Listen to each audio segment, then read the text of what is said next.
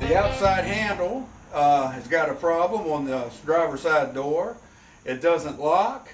The inside handle flops around like there's a problem with it, and the windows don't seem to be adjusted right. On the passenger side, it locks and the handle's good, but every time I open and close it, I hear rattling. All right, well, first off, you got to have the window up, and this is going to be nearly impossible to record here. And I'm thinking I may have to pull that latch. So, because I'm looking up here, and I don't know if you can see good, but there's a bracket right in the way of that bolt, and I can't even get my hand up in there. So anyway, I'm gonna play with that some.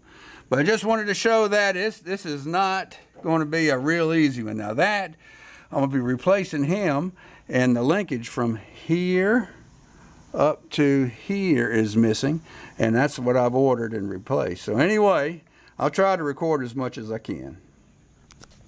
And then here's the latch. I cleaned him up real good, and I think part of the problem was that it was so much old grease and dirt and grime in it, it was sticking. And I'm gonna give a word of caution. See this inspection plate? But anyway, stay tuned, and we're going to get these doors working up to par and get them reliably good to satisfy me.